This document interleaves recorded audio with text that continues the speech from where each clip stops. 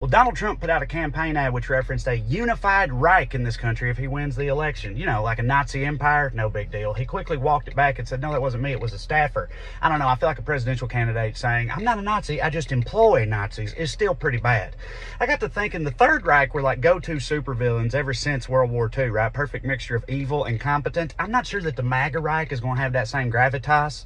You know, like in the future, comic book writers are going to have their work cut out for them, making these guys into imposing supervillains. Like the Nazis came goose-stepping into town in perfect formation. The MAGA Reich rolls in on motorized wheelchairs pulling oxygen tanks behind them. Like a Panzer IV is always going to be more imposing than a jacked-up pickup. I don't care how big its ball sack is.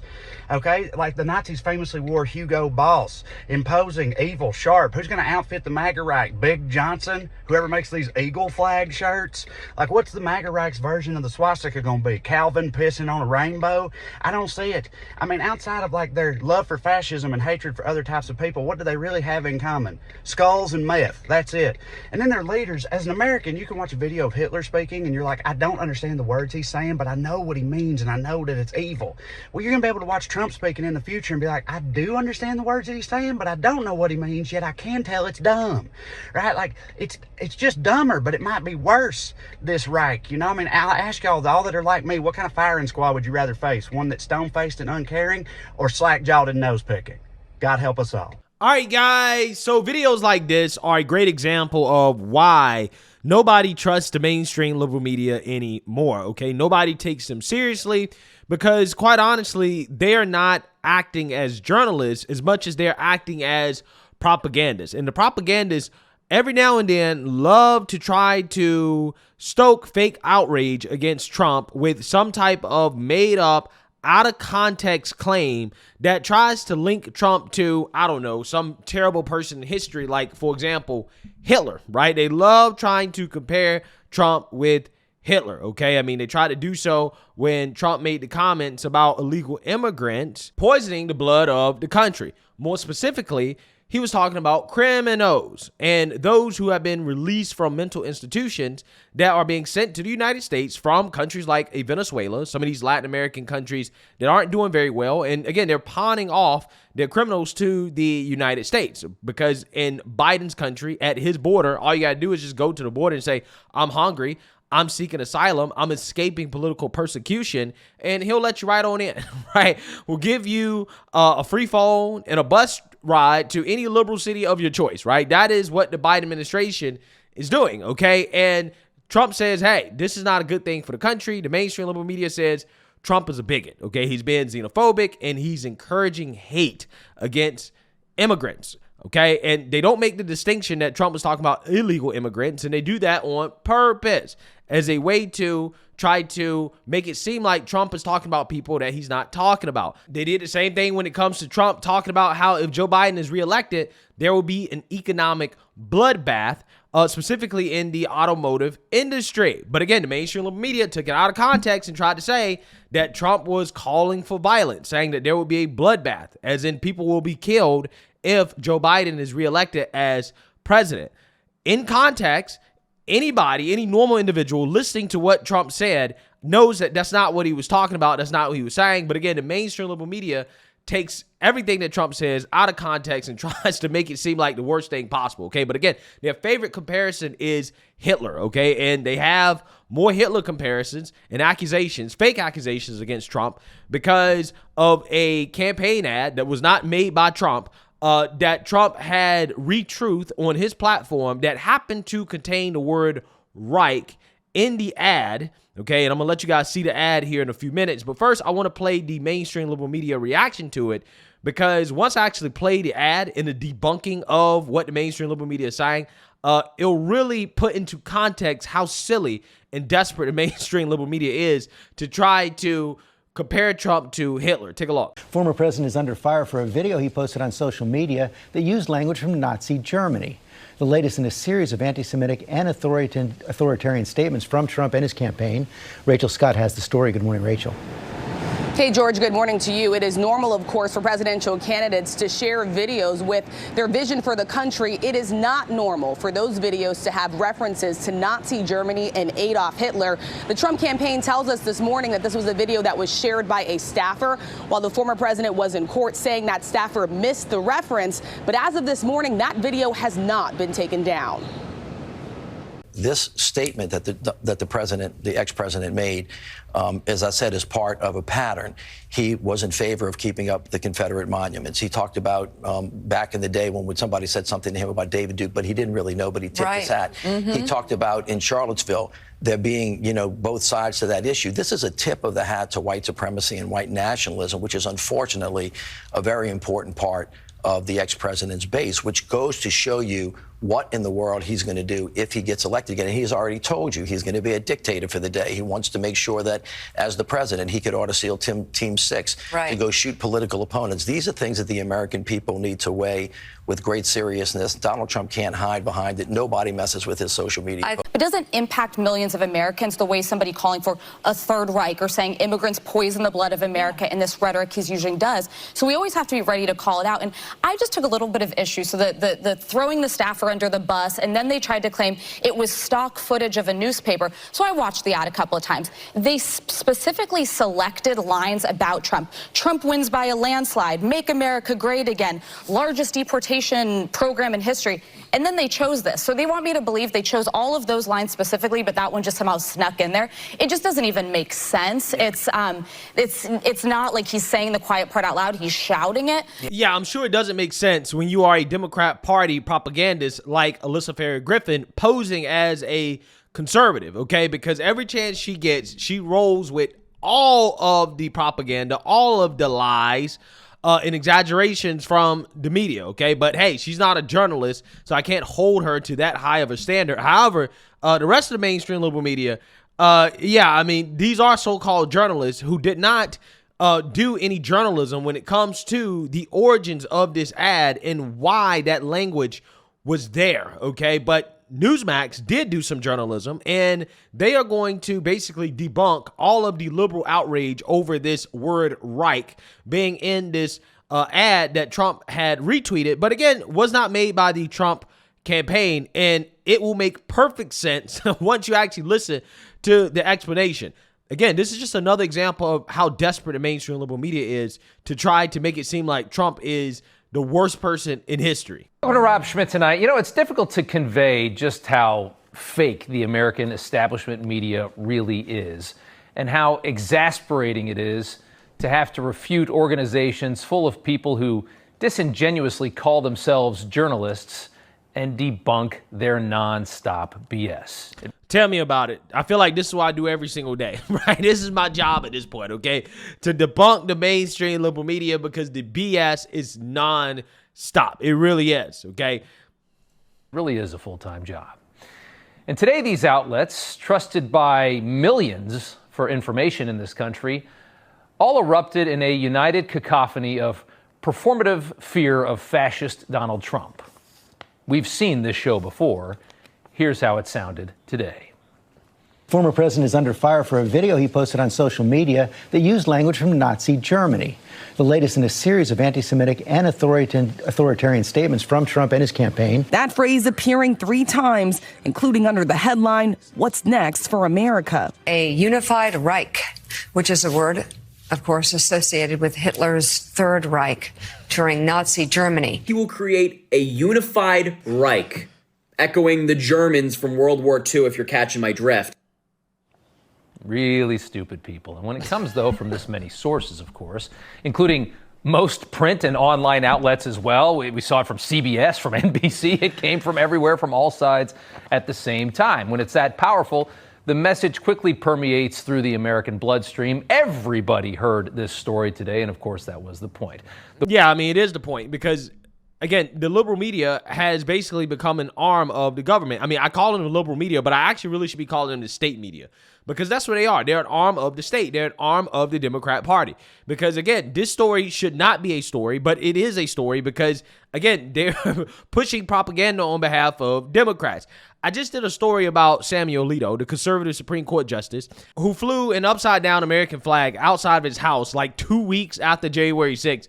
But the mainstream liberal media came out here talking about, well, he flew a Stop the Steal flag outside of his house in support of January 6th. Now, again, it takes a huge stretch in order to try to connect that flag, big flown upside down, which, again, traditionally is a symbol of distress. It takes a huge leap in order to say definitively that he flew that flag in support of January 6th. But again, this is how desperate they are, right? These are the type of connections that they're making. Lo and behold, just a few days later, they've now come out and said, Samuel Alito sold Bud Light stock. But then the news broke about some stock trades Alito made last summer.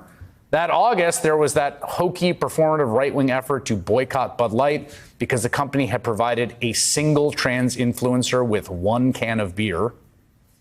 It's a little hard to remember just what a crazy cause celeb the Bud Light boycott became in the MAGA fever swamps.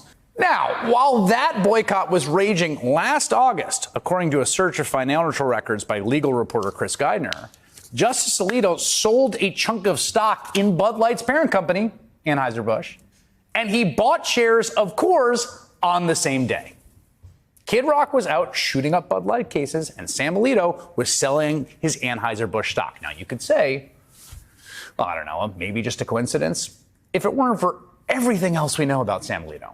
Yeah, so again, this is peak desperation in order to try to undermine the integrity of the Supreme Court because there are more conservative justices on the court than liberal justices, right? So again, the liberal media is doing everything they can, acting on behalf of the Democrat Party to try to undermine the Supreme Court as an institution. But let me know when the liberal media has a problem with Nancy Pelosi and her insider trading, right? When they can actually talk about that and cover that story, which is something she's been doing for years, then I might listen to them when it comes to Samuel Alito selling some Bud Light stock, being smart, understanding that that brand is not going to be doing good in the future, just making a smart trade.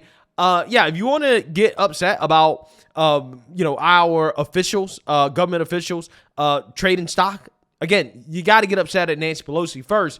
But until then, I just, don't really want to hear it. So, yeah, again, this is what I'm talking about in regards to the fake outrage from the media. The word unified Reich seen in the background of a pro-Trump ad. It was a dog whistle to the Nazis. It's Charlottesville all over again. Most, though, if you noticed, were never actually shown the actual ad. You probably haven't even seen it yet, because seeing it would lead any sensible-minded person to just roll their eyes, realizing they were duped again by the outrage machine. And with that, we're going to play this ad, which was not produced by Trump's campaign, by the way, and was simply reposted by the president while he was in court on Monday. Take a look. What happens after Donald Trump wins? What's next for America? The economy booms. American energy is unleashed and an end to crushing taxes. The border is closed and the largest deportation in history is underway. No more wars as we focus on home. Law and order is restored. The American dream is back and the best is yet to come. Make America great again. Did you even see it? So you see what we have right here, right? Some Trump supporter did some fancy editing to create a pro-Trump ad in a vintage journalistic style. It's actually a really good ad, which has absolutely nothing to do with a German Reich of any kind. And we investigated this. We actually found the editor's template, which was used for this, and we can pull it up maybe full screen. You can buy this online. It's called Newspaper Vintage History Headlines Promo. If you wanted to make a vintage ad, this is exactly how you would do it. You just go online and buy this from whatever company this is, and they probably use it for a long time. And it basically uses a collection of old news headlines and subheadlines and articles from like the early 1900s, one of which was German industrial strength significantly increased after 1871, driven by the creation of a unified Reich. That's 50 years before anybody was talking about the Nazis and the atrocities that would come before and during World War II. It has nothing to do with anything. These are just old headlines. There were other headlines as well. Expansion of violence in Bosnia was one of them that's used over and over again because this is just a wallpaper template on the internet. Confusion among Central Powers, the First World War, and many other completely innocuous news topics from 100 years ago. This is wallpaper background for editors who want to make vintage art. That's what it is. And whoever did make this thing, and it wasn't the Trump campaign, that's what they used. Anybody that's actually in the media that knows anything about how all this works, and there are a lot of idiots in the media, but the ones that actually understand how it all works know how fake the outrage that we saw today is. It's all performative. This is all just to help Joe Biden. It's another way to slander Trump, and that's why they're not playing the ad for you. This is on the CBS Evening News and everywhere else. They won't show you the ad, but they will talk about it all day, and they'll talk about it for the rest of the week. Yeah. So, as you can see there, what do we have?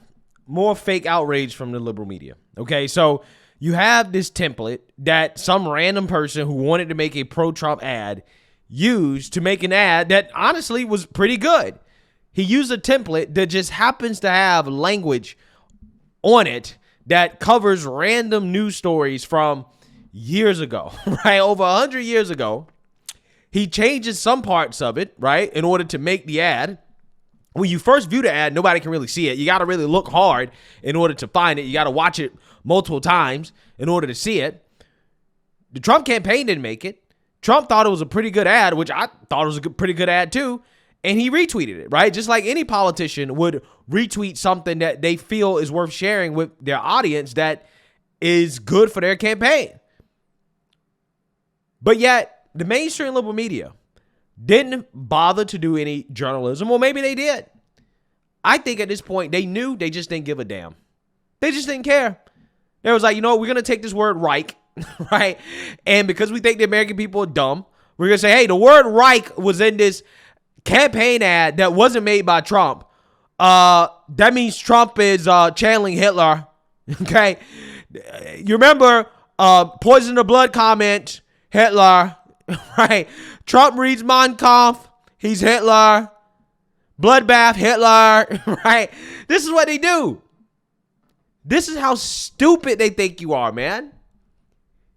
It's insulting. You should be insulted if you are a viewer of MSNBC, CNN, The View, all these liberal media outlets that ran with this bullshit. If you are a viewer, you should be insulted.